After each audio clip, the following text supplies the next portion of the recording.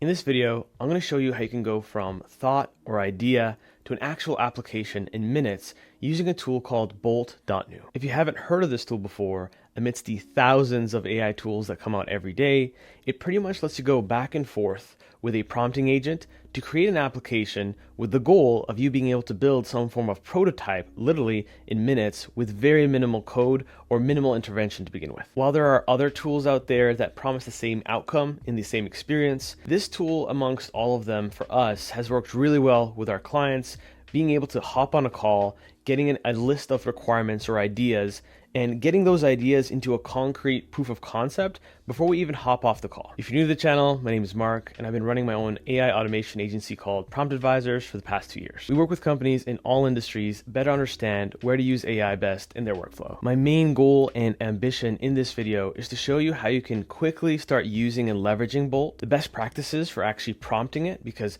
this is an art form that if you get it right, you can really reap the rewards of this platform. And as you'd expect as a viewer of this channel, I'm going to build out 3 different business-oriented builds using Bolt. One that's more on the non-functional side, but showing you the power of creating a prototype very quickly. Another one that is semi-functional and actually usable in minutes. And the last one, which is more of a moonshot that I haven't even practiced building before. I'll be building it right in front of you on purpose so that you can not only see me squirm and derive value from that, but see what I do to try to troubleshoot and push the limits of this application so that you know what you can or can't do with it, at least as of today. If that sounds like a plan, then I'm going to jump into some slides really quickly to lay the foundation of what we'll be speaking about, and then we'll start building. All right, so real quick, when you log into Bolt for the first time, you're going to see something like this after you've made a user account, where you're going to have some suggestions as to what different apps you might be able to build, and then pretty much you have a few things at your disposal here. You have this area where, just like ChatGPT or Claude, you can write a prompt here saying what you're actually going for. So you can say something like, I want to build an application where we have some form of box that says upload file, and it would invite us to upload files, and then we have a chat that talks to those files in real time.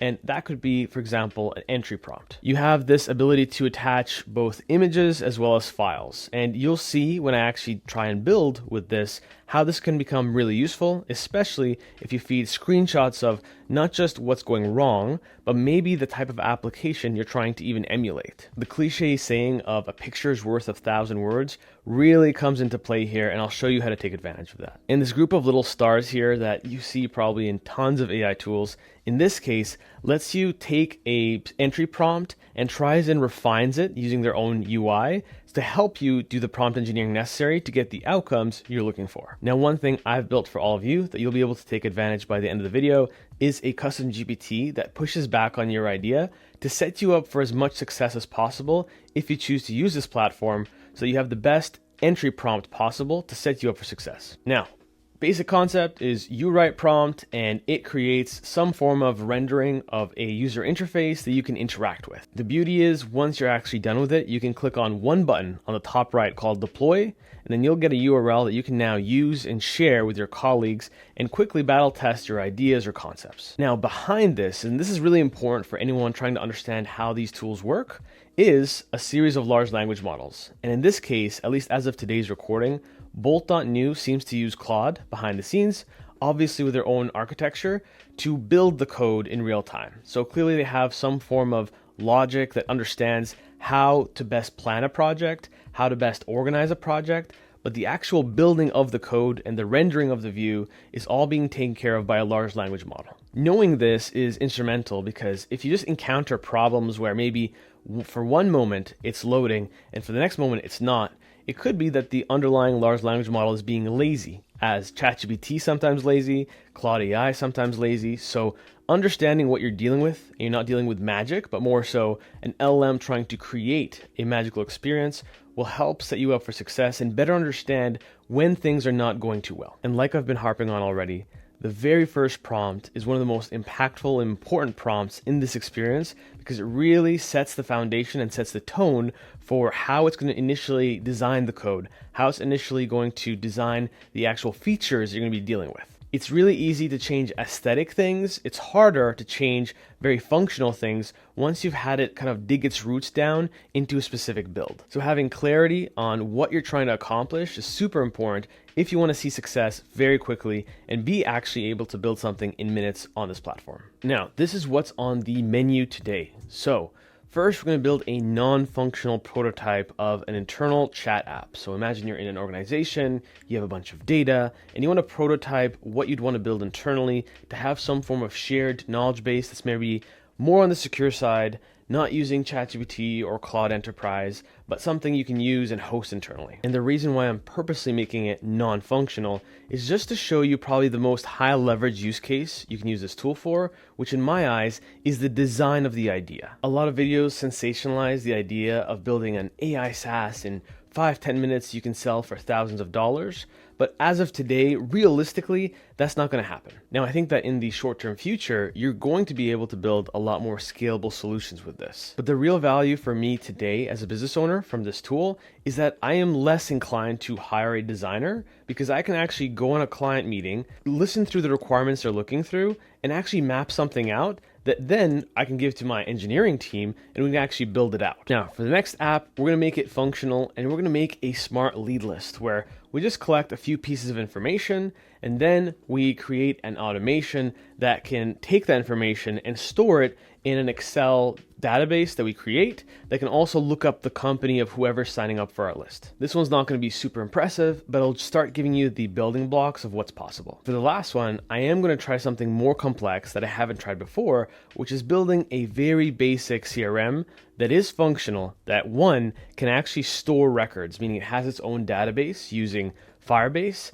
And I'm also going to show you how to actually try to map out building something more complex so that the likelihood of your first prompt ending up into the 80% of what you're looking for is much more achievable. And if you're not familiar with what Mermaid is, I did record a whole video on it, but I will give you a small crash course on how to use it and how you can feed it as a part of your entry prompt so that this becomes a lot more doable. And as the little cherry on top, I'm going to show you how we can quickly add authentication, meaning creating a login for emails and passwords so that multiple users can have accounts where their settings and their logins or their contacts are actually being stored in this database dynamically. If that sounds like fun, I'm going to jump into Bolt and we're going to start building. All right, so in this case, I can start off with my own version of a prompt, especially if it's more basic, where I say, I want to create an internal web application where we have an app that we can upload PDFs, docx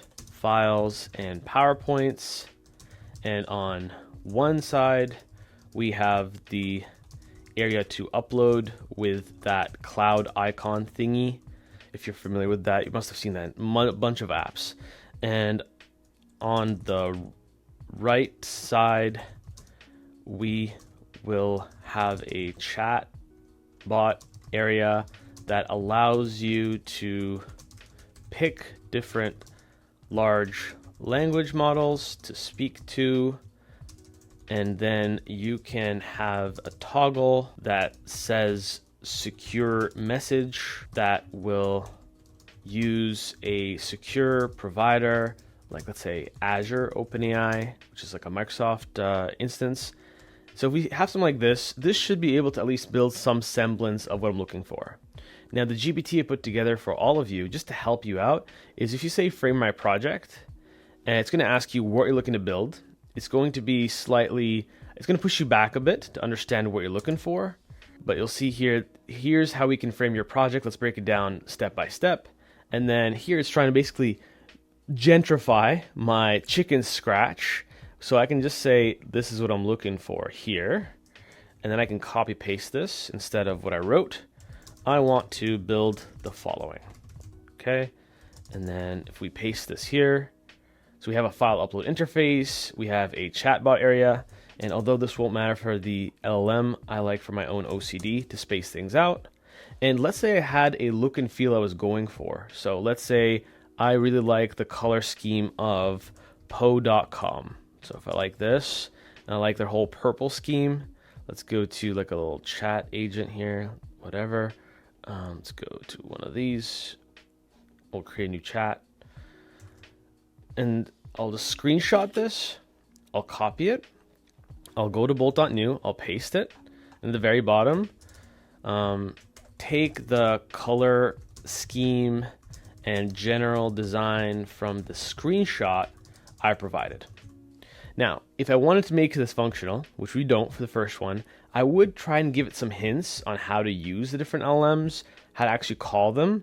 And again, if you're worried about having to know how to code, my hack around that is using something like Perplexity, or you can now use the Search GPT from ChatGPT to ask, hey, can you pull up documentation for how to integrate OpenAI into an application, right? Or how to call GPT-4o using the backend. And then it should be able to give you a code snippet that you can paste and give it as a clue. In this case, we don't care for that. We just want to go from, again, thought to an MVP. So if we click enter here, it will start building on the right-hand side, and you'll see it actually go through its coding. And here it's building on a framework that's called React.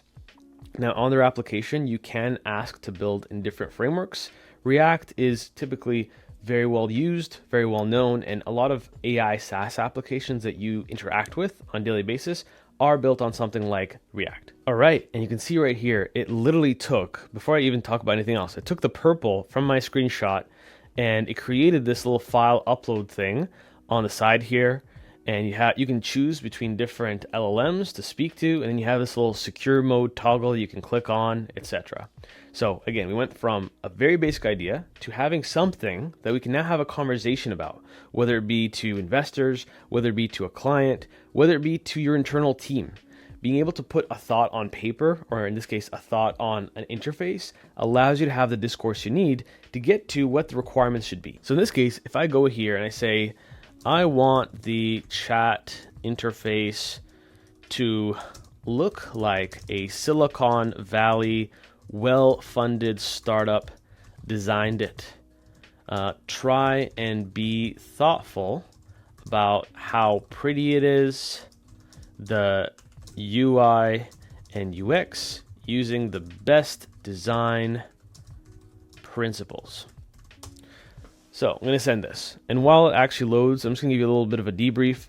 This tool is quote unquote free to use up until a limit. And usually to build something more complex, you will need some credits. So I think it's around $20 a month starting for credits.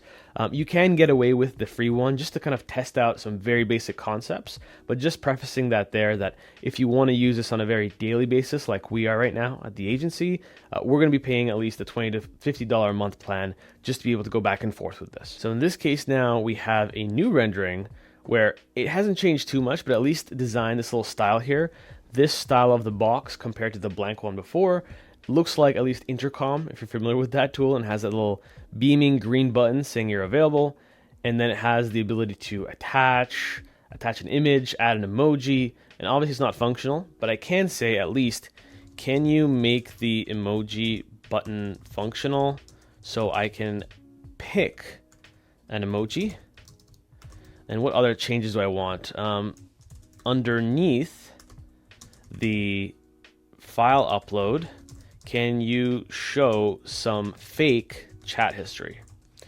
Now what I'm going to do here is just show you how the prompt standardization or enhanced prompt feature works. So if I click on enhance prompt, it's going to go through and it made it again more gentrified. Add emoji picker functionality to the button and display a mock chat history below the file upload section. Include timestamps, avatars, and example conversations. So it did a really good job in this case. Where you might want to take the prompt for yourself is when you really have very thoughtful, non-generic ideas to add and you know exactly what you're looking for. So we'll send this and I'll cut to the part where it actually finishes. And you'll see here, I'm happy to see an error because sometimes you will get an error. So in this case, it's telling me something. And let's assume I am not technically inclined. I'll say, okay, there's an error on screen. Can you ruminate on how to fix it and fix it? And I love using the word ruminate in all kinds of LMs because it's a very heavy word, meaning reflect on it. Don't just say fix it. So sometimes that's my hack to increase the likelihood of fixing it the first time. Now sometimes bugs pop up and it takes 1 to 3 times for it to get resolved, assuming what you're asking it to do is 1, doable, 2, it has the training it needs to accomplish it. So because this is using Claude behind the scenes, it's not necessarily cognizant of all frameworks, especially the newer ones. So that's where it might be helpful to spoon feed it some ideas on what exactly you're going for. So in this case, I got the error again. So I'll say, please resolve this issue right now. And I'll screenshot it again. Remove the unexpected token. And I'm not doing anything smart here. I'm literally just reading what it's saying. And like I said, third time's a charm in this case. So you'll see we have the recent conversations here that are completely fake. And if you want to add one more thing here just to finish this idea, is I can say, when I click on one of these recent conversations, can you show a fake back and forth conversation? And I'll say, let's say 5 messages back and forth. I'll click on the prompt enhancer. Okay, so let me just double check that it actually did what I want it to do. Display simulated chat with 5 alternating messages between the user and the assistant. The message should be realistic and contextually related. So this is a very helpful function. And again, I would say for your initial prompt, my GPT might be super helpful to set you up for success. And then you can have this kind of lead you throughout the rest of the way. So when we click on this, because this is more aesthetic with very basic functionality, I will expect this to work on the first try, but sometimes it can take 2 to 3 times. All right, and we luckily got an error. I like to be always positive about when we get errors. So I'll say, can you ruminate on what's happening here? Looks like it said unexpected token. And that's pretty much all my intervention is typically geared towards, just telling it reflect and try to fix. And you'll see sometimes it'll say, I see the issue. There's an XML closing tag here that accidentally got missed on the app TSX file. Now, while this is actually running, you can interact with this, by the way. So if you're not technically inclined, you can click on the code and then scroll through and see exactly what's happening where. And if you are technically inclined, this is where you can click on that tab and even put this code in GPT if you find yourself hitting a wall and asking, hey, what do you think might be the problem here? This keeps failing. And then you can give that clue from GPT, which has more virgin eyes on the problem, and give it back to Bolt to resolve it. So in this case, got an error again. So still there, try another way. And then we got an error again. So I'm gonna screenshot this. Now it's a different error, meaning we're making progress. One thing that is helpful also is you want to see what is it actually updating. So it is the chat.tsx files. If you go into here and you go into chat.tsx, you can, assuming that it keeps happening over again, just copy this whole thing, put it in GPT and say, hey, what's the problem in bullets? And then you can say, hey, here's everything you need to fix. So if this happens again, I will do that. So in this case, I'm going to send this. Same type of error, different token. And I'm going to add one more thing here, super important. Because you're using, let's say behind the scenes, Claude in this case, all these LLMs can be lazy. So when you keep hitting a wall and you have this error that pops up, what's valuable is to say, make sure you generate the whole code end to end. Because what I noticed is that sometimes, just like with a normal experience, when you're asking it to build something, it can give you the full thing the first time.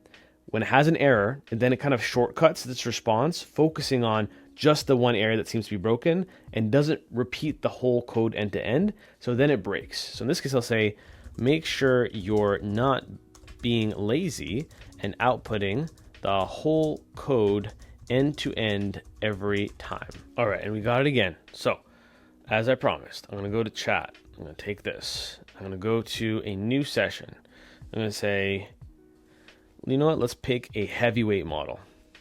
Look through this code and tell me in bullets everything that's wrong. Having more of a heavyweight model that does truly ruminate on this situation should give us at least everything that's wrong. Give me some analysis, and if I want it to be more detailed and I want to go into the actual issue, I'll say, you know what, here's the main issue. Here's the main issue I want to resolve. All right, so it comes back here with exactly how to fix it. So I'm going to go to likely cause. Yeah, I'm going to go to likely cause, how to fix, and corrected example. And I'm just going to actually take this and feed it in. I'm just going to paste this here. And then fingers crossed, this should force it to really think about what's happening. So you can see here, I gave the code, I got an error one last time, and then I just said, please fix again. One thing I noticed also is that when you have a very sobering message that makes it reflect, It will sometimes, out of memory, just hit it with the same error or basically repeat its mistake. And then when I say please fix in a slightly beggy, desperate manner, it then finally fixed it. In this case, when you click on this and load it, you can actually see a fake conversation. So it's really easy, like I promised at the beginning of the video, to go from thought to actual prototype very quickly.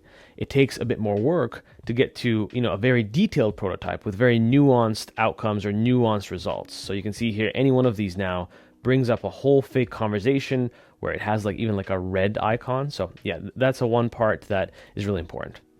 So that's our first basic use case. Let's go to our second functional use case. All right, so let's start a net new chat here with Bolt. And then in this case, if you remember, what we want to go through is we want to build a smart lead list connector. So imagine you're at a conference, imagine you're on a call, or imagine you're collecting leads wherever it might be, and someone's giving you their name, their email, and then their phone number. Ideally, you could record those in some form of Google Sheet, have a maybe perplexity step that goes and actually searches about the suffix of their domain. So let's say it's at AT&T.com. You'd go and search and give you bullets on that AT&T summary of the company, what they do, and how you might be able to help them. Now, instead of building a very bespoke and complex backend that I know inevitably I'm going to have tons of errors to work through, I'm going to use a hack to use a workflow automation tool called make.com to provide us a little backend webhook that we can send. And if you're not familiar with what a webhook is, imagine it's like an ear listening for a specific request. Once it hears that request, it kicks off a different set of automations. So on the front end, we'll have a very basic, pretty form that we fill out. And then when we click on a trigger, it will send the request to that ear or webhook to kick off with that automation, to do the research and log that contact into a Google Sheet. All right, so I'll use my voice just to be extra lazy here. I want to create an application that only takes three main components: a name, an email, and a number. And then there should be some form of button on the page that says search in contact or research in contact. I'll let you determine what the best kind of frame for this is. And then that will send a webhook request to a make.com instance. So I'll just send this. And then ideally, if it's straightforward enough, it'll provide me with this little breakdown here with the key features. There we go. And then it even puts together a prompt for you in a code block to make it easy for you to copy paste. So then it asks you, would you like this in plain HTML, JavaScript? And then if you're not technically inclined, don't worry about those details. But you'll see here, here's the project, here's the features, and basically in my underlying prompt for this custom GPT, it tries to really lean down your request so that there's not a lot of fat or noise in the actual prompt itself. So one thing we're missing is just the actual webhook we're going to send the link to. So what we're going to do is I'm going to go into make.com. I'm going to click on create a scenario, and then I'm going to search for webhook. And if you're not familiar with this at all, just follow kind of the step-by-step. It should work. I'm going to create a new webhook. I'm going to call it Bolt. I'll click on save. Now, while it's saving, you're going to see it's going in this little wheel here saying stop. It's basically listening for what the structure of the data it should be triggered by looks like. So what we have to do is just copy the address of this ear to the clipboard, go back here and say, can you add this to the prompt?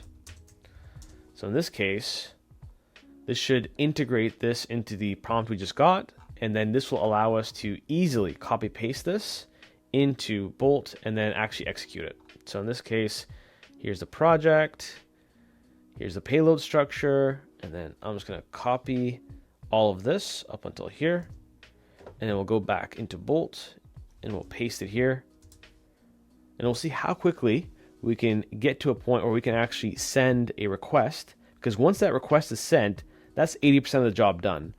All we have to do is just build the request on the back end. We can basically create that workflow, very basic, so that it actually does that research and then stores it in a Google Sheet, and then we'll have something that is truly functional and can be used instantly. All right, so we have something like this here, and what we're going to do is I'm going to test it out to be able to send a request ideally to that webhook. So I'm going to say Mark, and then here's my email, and then I'm just going to put in a random number here, 456789.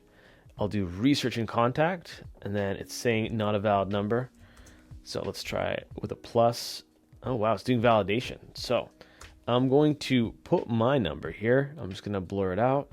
And then I'm going to click on research, and it's going to say data submitted successfully. So in this case, I'm going to go into make, and you'll see here it says successfully determined, meaning it knows the structure of the data it's dealing with now, which is ideally a name and number. So I'm going to do this again, but this time I'm going to right click and click on run this module only. The reason why I'm doing that is I want to test and just double check what it thinks I want as the payload. So I'll just do this again, research and contact. If I go back into make, now it has an output. And when I click on this little icon on the top right, I'll be able to see what was collected. So this to me is perfect. I have a name, I have an email, I have a phone number. So now that I know this works, I will do kind of double time. I'll work on the automation while I get this to make this prettier. So if I go to make.com, I really like their purple color scheme. So I'm going to screenshot it, and then I'm going to copy that to the clipboard, go into here. I'm going to say, don't change functionality, but please emulate the color scheme of this screenshot, even the button, etc. So I'm going to do that on this side, while on the make side, I can now start building my workflow now that I know I'll be receiving that. So let's say we want to do some research using Perplexity. So I'm going to click on Perplexity. I'm going to say create a chat completion. Now I'm already pre-logged in. If you've never logged in, you're going to need a connection name. So you can call this Perplexity. And then you need your API key. So where you'd get that is you go to Perplexity, and then you want to go to, obviously if you haven't created an account, assuming you want to do this, it's going to be paid. So assuming you want to pay, you can go onto settings, and then you can go onto API, and then at the bottom here, you'll be able to create a brand new API key using generate. And in this case, we can just click on this once, and then we should get a key here that we're able to use. And then if we hop back into Bolt, now it's made this into with make. We'll figure that out later, but we can paste this actual key in, click save, and then you should be able to start using it. Then for the model, you can use something that's like Sonar Small 128. That's the name of it. And then to the messages, we're going to say this is going to be a system message. And I'm going to say, do research on the suffix of this email to see if this is a real company or just a Gmail or email service provider.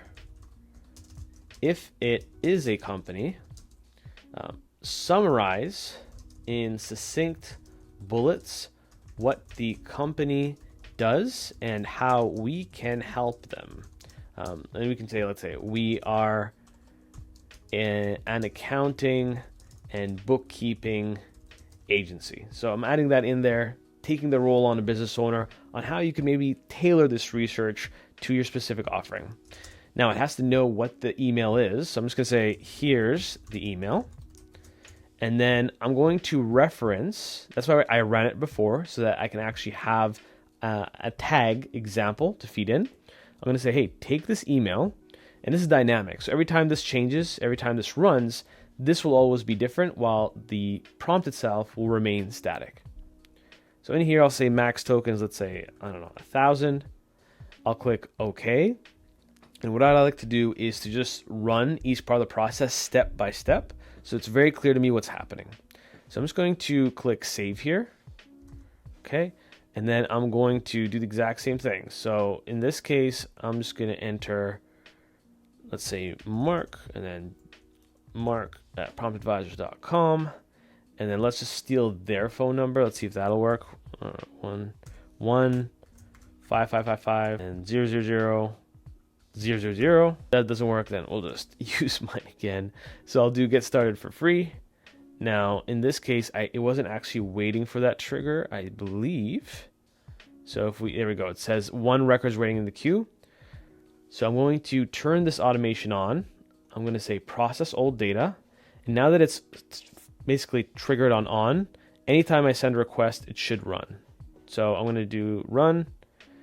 And now we see we got an error, which is always a good thing on a tutorial. So must have a role user. So I think I'm just going to switch this to a user prompt.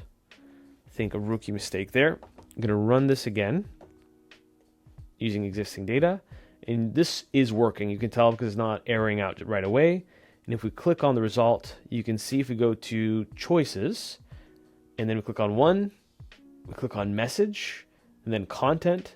It makes you really work for it. It goes through, and it does a full summary on what Prompt Advisors does and how you, as an accounting firm or bookkeeping company, can actually help this client. So we know this research part works. I would say it's a bit verbose. So the next thing I'd want to do is add a small GPT step to make it very succinct. So I'll add another step here, and I'll say GPT. And I'll say, let's go here. I'll go completion. And if you don't know how to get an API key, you just add your connection. In this case, you just need to add a name for it and then an API key. So for OpenAI, pretty standard. You go to platform.openai.com, go on your dashboard, and then on the left-hand side, you can just go get an API key from here, create a new secret key, call it whatever, and then you'll get a key. Once you paste that key here and save, you'll be able to use OpenAI. Assuming, by the way, that you have a funded account. So if you don't, then you want to make sure that you go to your usage. And then, if you have let's say a $5 limit, if you have a starter account, you just want to be able to fund your account by going to settings and then billing and then adding an amount and then paying for it. So in this case, I'm using a different account that does have a credit card on file.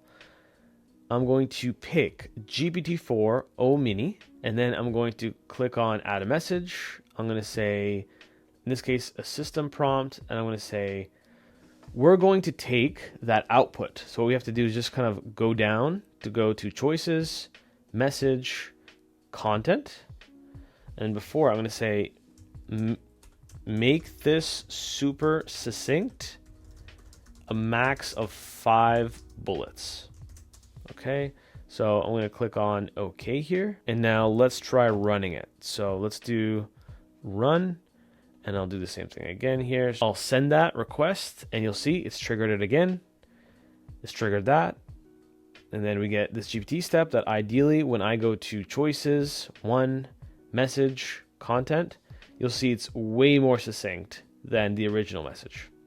So now we get to the final part, which is how do we add this all into a Google Sheet? So let's add another step. Let's add Google Sheet. Let's first create a Google Sheet. I'm getting ahead of myself here. So let's do a brand new sheet, and I'll put it side by side. I'm going to call this lead list demo. And we'll make 3 columns, just to make, actually 4 columns. Name, email, number, and then we're going to do, let's call it info about company. Okay, and let's do, in this case, nothing else. We're just going to bold it. And then let's go into Google and see some random number here. Number for AT&T. Okay, let's pick any number here. This should be a valid phone number. So let's say we had a hypothetical person named John. So that's what we're going to do here. We're going to add a Google Sheet first. We're going to say when John enters their credentials, we want to look up their email. We want to basically create a new row in the Google Sheet where we store their name, email, and a summary about the company. So if we add a row, in this case, again, you have to just authenticate yourself into Google Sheets by clicking add an account, clicking sign in with Google, assuming you actually have a Google account. And in this case, all you have to do is go on My Drive. You can click on Spreadsheet ID. In this case, I'll just call it lead list demo is what I call it. And then it's going to bring up all the different columns that you have once you bring in the sheet. So it's sheet 1. And in the values here, you can see we have name, we have email, we have number, and we have info about company. So for name, we're going to just need to go here because that's where we're getting that from. The name is here, and then the email is here. The number is here.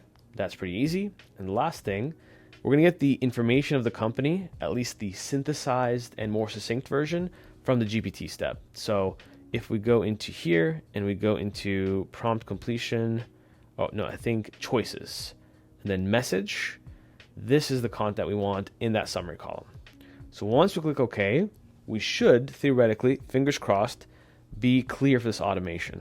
So if we go back into Bolt and we create John Doe and then John at, let's actually make sure it's a fake one, 123 at AT&T, let's go, .com. And then let's go into this number here. We'll take that and we'll paste this and say get started. Okay, so it doesn't like that. So I'll just put AT&T.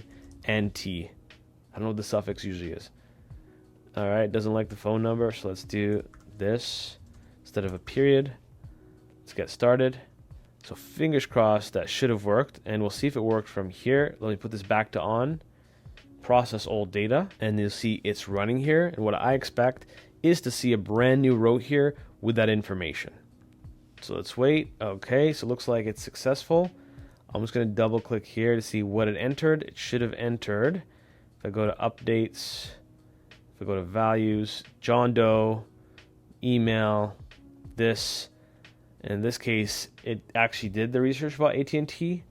And if we go into the sheet itself, you'll see here, other than bolding the whole sheet by accident, we have the name, number, and info about the company. Now, very simplistic use case, but the idea here is we basically created a way to execute or trigger this automation just from a front end that took us literally a minute to put together, just with that basic set of instructions. So you can basically put together a whole agent army that you can orchestrate from one central dashboard and execute as you wish. And the one thing that I didn't show in the previous demo is that you can actually click on deploy here once you're ready to go, and you can use it using a URL. So in this case, I'm going to just switch up the UI a bit. I want to say, can we call it lead list researcher? And then instead of get started for free, should say research and store. And then what else? I think remove fill form to get started. Add cute animations that are floating around the form. Now, I don't care to actually do that, but I just wanted to show you the different types of things that you might be able to ask for. All right, and you'll see here we have our little floating icons here. We have lead list researcher, we have research and store, and then all we have to do to deploy this is click on deploy, and then it will take care of pretty much everything. It will generate a URL using something called Netlify. Think of it as a form of a server that you can implement on and use.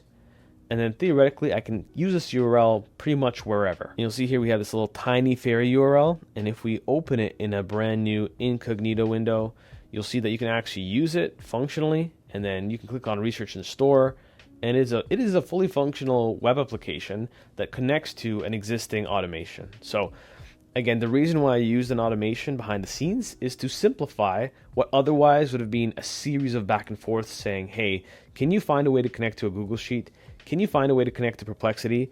And it just helps ease the process. All right, and to remind you, the very last one we want to put together is creating a very simple CRM that, one, is functional, two, can actually store contacts in a real database, not something right in front of you, not in a Make automation or a Google Sheet. So that's going to be trickier. And what I'm going to do to start planning this design of the system is create a very simple workflow diagram using AI to actually help us with that process. So we're going to go into close all these tabs, deal with more of a blank canvas experience.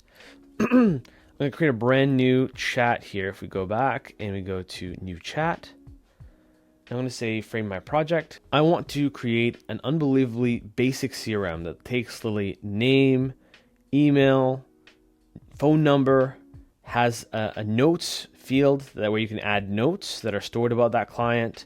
You can have like a last contacted column, and that's pretty much it.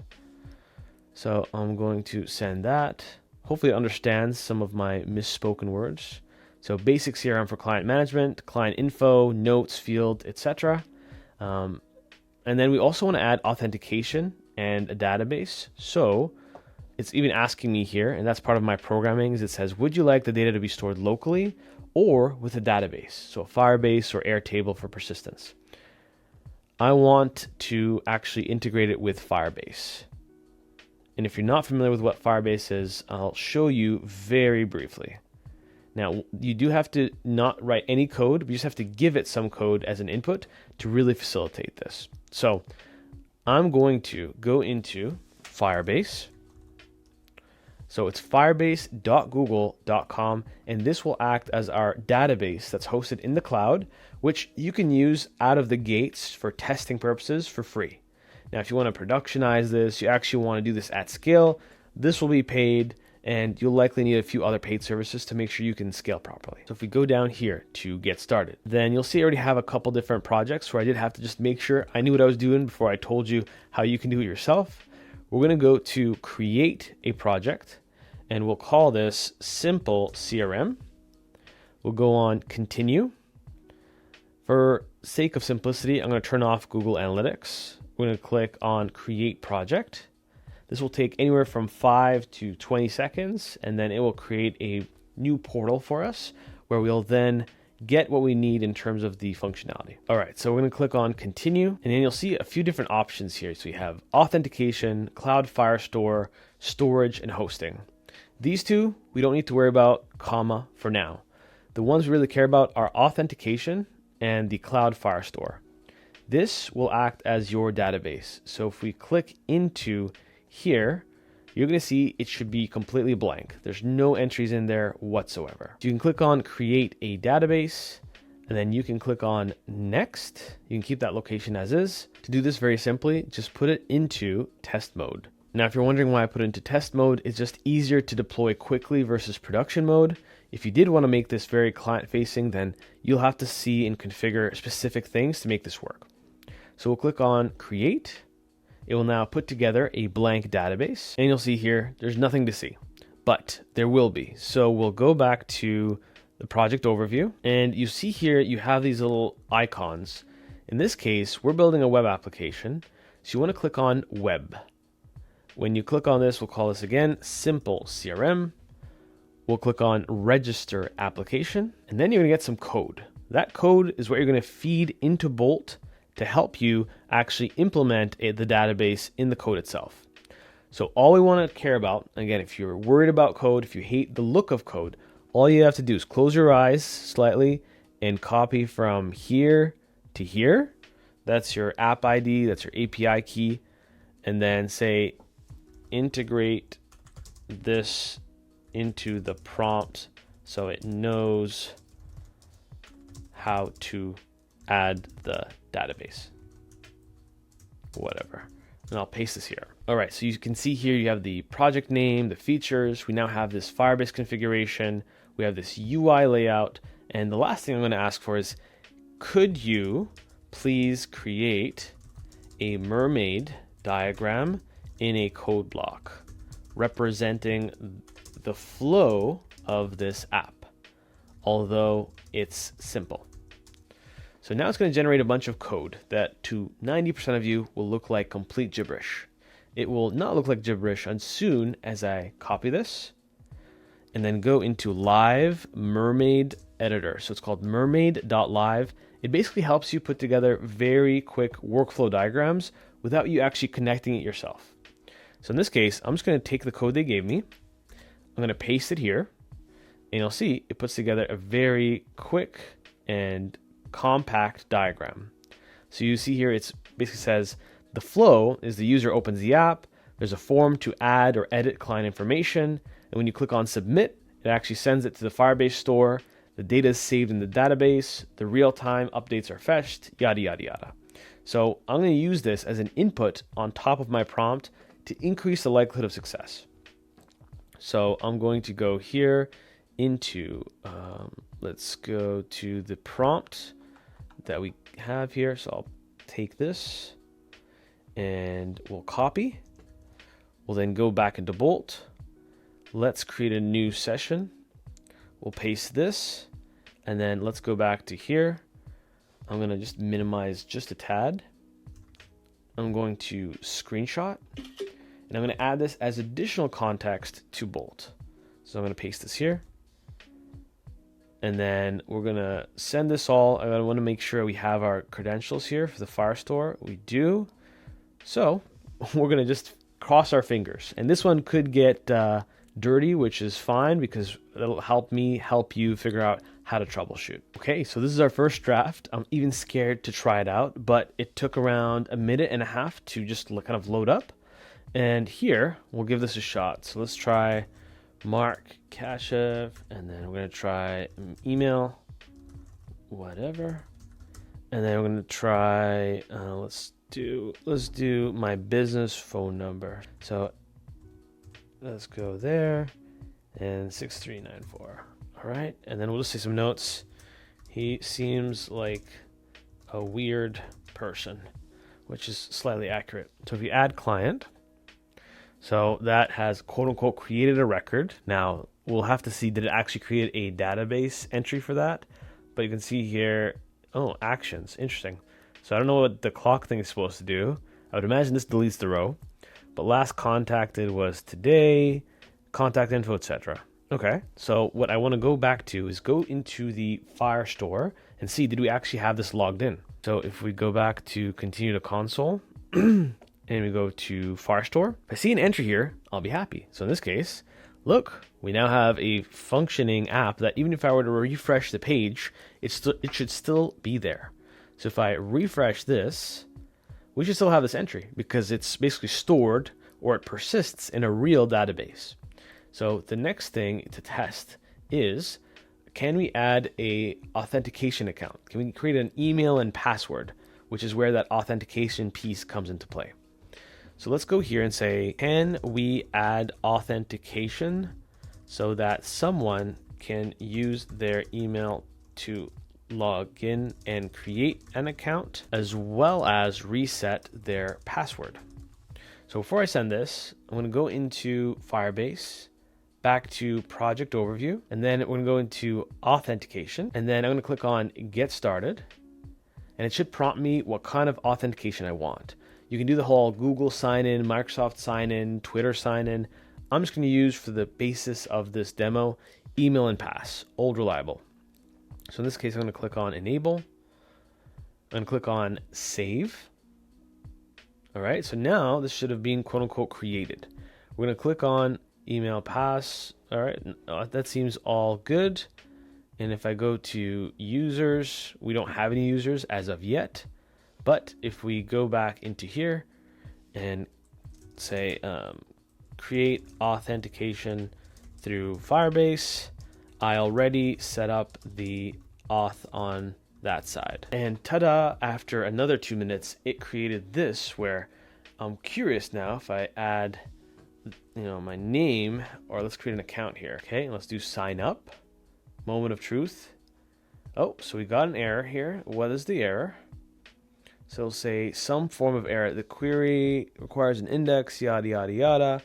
Let's assume I have no idea what that means. All right, so we got now this view rendered. There's some form of logout or login. So I'm curious if I log out and I log back in with this account I made, if it'll work. So it looks like I can log in, but it still says it has a problem, but it's a different problem. Anytime you see the same problem over and over again, then you probably are hitting a wall. When you hit a wall, you have two options. You try to go back and forth like the very first portion of this video in the demo, or you can start a net new chat, taking what you learned into account into that initial prompt. So if you know that authentication is going to be a problem later on, if you add it, maybe I would have added authentication as a requirement in the beginning. So in this case, I'm just going to click on fix a problem. All right, so we got this version where I don't see that fix a problem little bubble. So let's create a new account here. Let's create a fake email. So if I go to tempemail.org, we'll create a fake email. I'm assuming it's not sophisticated enough to know fake from real. So let's call this sign up. I'll say this, and let's make the password hello, and then the password hello. Click on sign up. Oh, I don't know why it created a fail account. So let's try.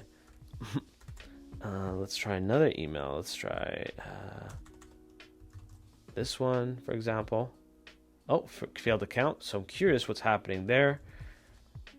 It's just wants an email address, and yet it's not working.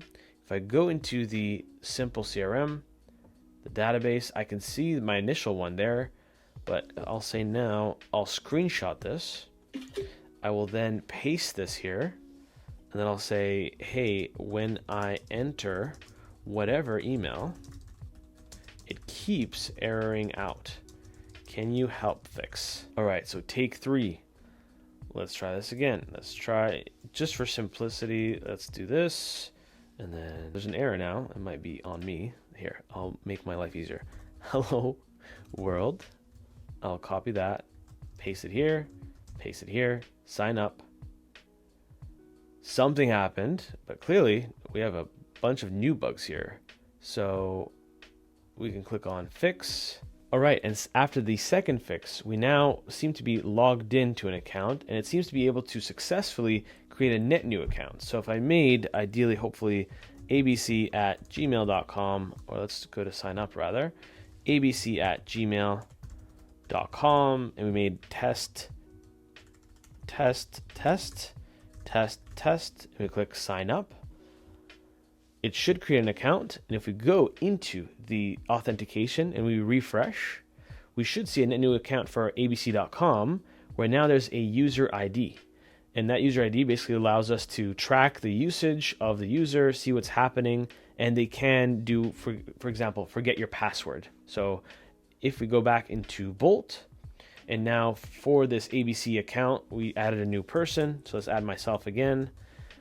Okay, and we have some number here, and we have, he's really bad at prompting, and we add a client. Now, number one thing is if we go back to the database, we should have slightly different database entry. And the reason why is now that we have a user attached, there should be a user ID attached to whoever is actually adding this record.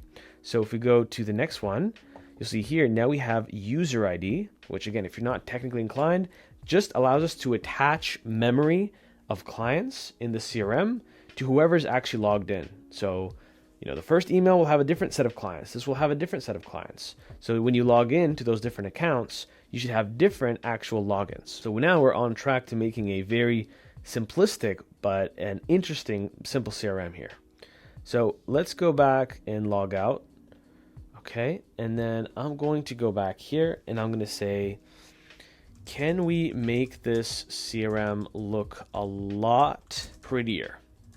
And I'm going to go into here. I'm going to say, find me the best looking CRMs.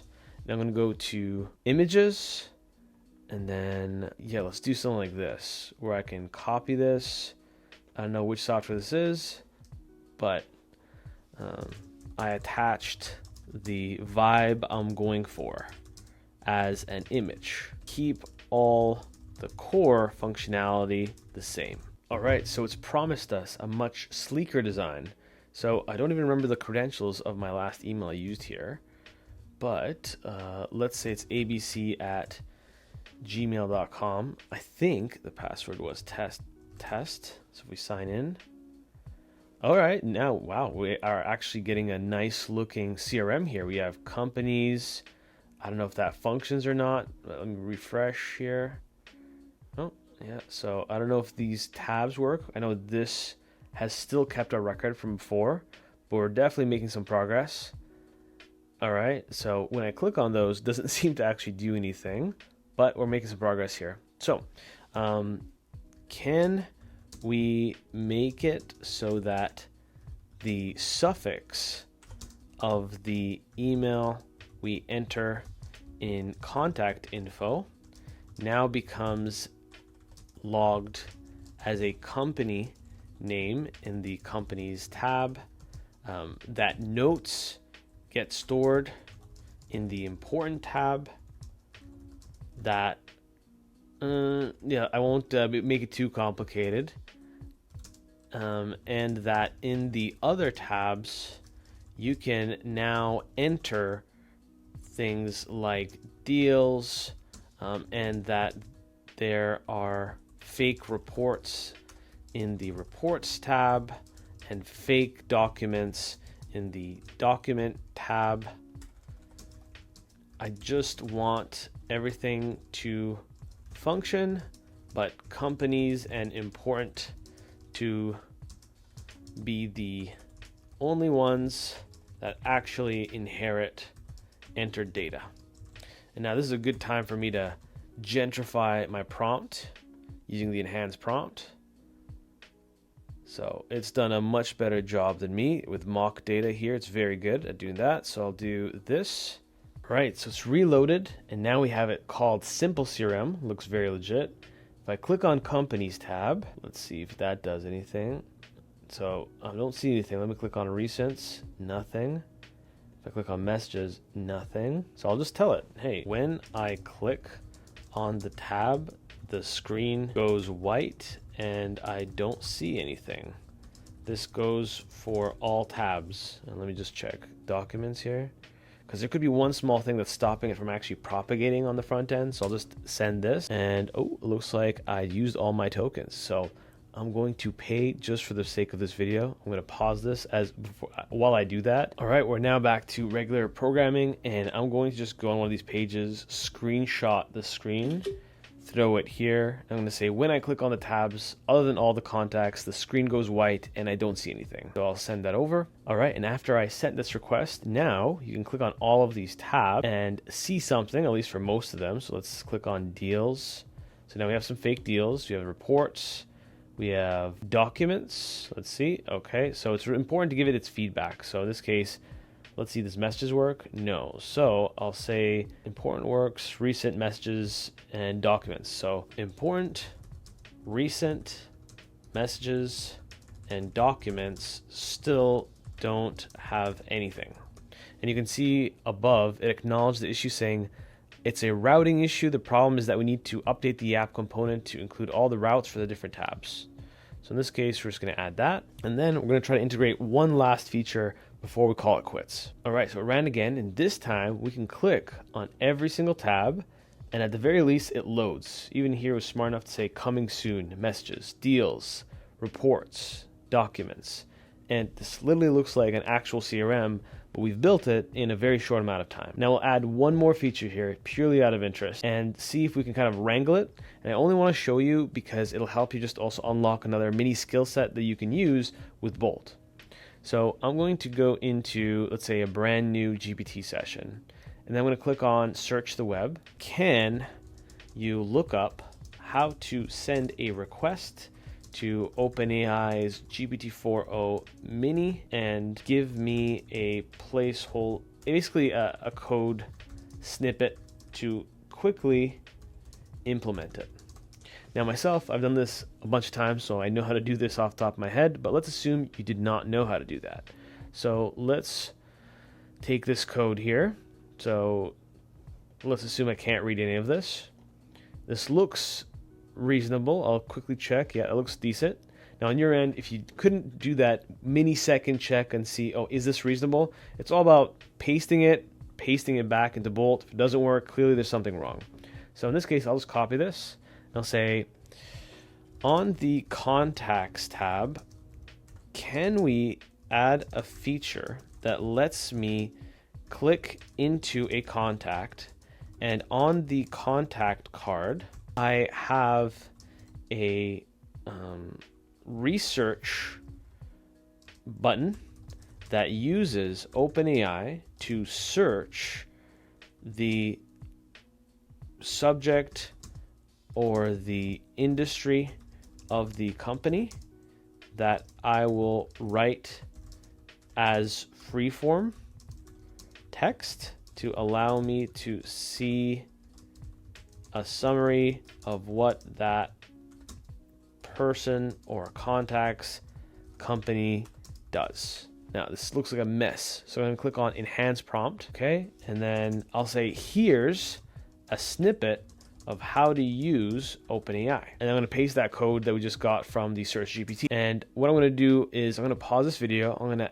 add my API key and send the request, and I'll show you the result of that request. All right, so now if we click on the contact after running and I click here, you'll see one, I can actually get into a card, and then now it says the metadata that we have here, We have research, which won't do anything because there's no free-form text for me to actually do the research. Now, the way I should have done this and planned out my CRM is I should have a company field, that I can actually use and connect it to the research. So we can try to give this a shot. Retroactive changes are always harder after the initial prompt. So if I say, can we add a company field to the client contact so that it's not just what we have now, which is name, contact info, notes, and last contacted. What else do we have? Okay. I want a company field, and for the research button in the client contact card to just research said company when I click on research. Okay. And then it probably has to add it to the database. We probably need to add the company as an entry in Firebase. And then what else do we need? That's all I can think of right now. I'm low on brain juice. So I'm just going to gentrify the prompt here. See, it looks a lot nicer. Notice how it made it 1, 2, 3, 4. And yeah, I'm just going to pray. I'm just going to put this here and we'll see how it goes. All right. So now it says it's made all of these updates. So if I add a new contact, let's do John Doe, john@doe.com. And then let's do some phone number. Let's just do my phone number. And then let's call the company something more reputable, like Shell Gas Company. And then he's an oil magnet. And I click on add content. Now, that seems to have worked. If I go here and click on, at least you can see here, it's now Shell Gas Company. Click on research company. This to me will be awesome if it knows to dynamically go to that company, send it as a prompt, and there you go. Now we have a actually functional, low fidelity CRM that can use generative AI to tell us about the company that's here. And you can imagine the possibilities with this are truly endless. If we click on that, then theoretically we could click deploy. Now we could have a link to a CRM that ideally, if we make more improvements to all these tabs, we could have also circumvented paying for multiple thousands and thousands of software. And realistically, what would be interesting here is actually providing this to a team of developers and saying, hey, here's where we're at. Can you make this more bulletproof or scalable? And one main thing and one main reason why I picked CRM is we meet so many clients on a weekly basis that are stuck in their CRMs and always wish and search for a CRM that's hyper tailored to their needs. My bet about the SaaS space in general and the software space is that in 6 to 12 months from now, a lot of companies will be able to design their own softwares that perfectly fit their business, have the features they need, and don't necessarily need the support from a support team to add different features or wait for features that don't exist yet. So that's why I went with this, because this caught my eye as a really interesting use case and a very disruptive use case for the future. And you can see here, I just finished getting the deployment link, and let's try that ABC email and then test, and sign in. We actually have a fully functional CRM, at least that can add contacts, and we could probably spend the next few hours building out the companies tab, the important tab, the messages tab, and we could build something pretty interesting in a very short amount of time. So that is my zero to hero explanation of how to use Bolt.new, and hopefully through watching this tutorial, you can see how potent it is and basically what you need to do to troubleshoot to get to your end result of your dreams. This is probably the worst that this kind of software and these kinds of softwares are going to be, which is super promising, because anyone that's non-technical will be able to go from genuinely an idea to, in the future, a fully scalable app, most likely, that is deployable, custom to them, and is perfect for their use case. If you found this helpful and most importantly, intriguing, let me know in the comments below if you'd like me to make a part 2 of the video and what you'd like me to build, because it's actually very fun for me to build these tutorials because I get to, 1, squirm right in front of you, and 2, I get to learn a lot along the way on how far I can push these kinds of softwares. So hopefully it's helpful. Give a like to the video, a sub to the channel, and I'll see you next time.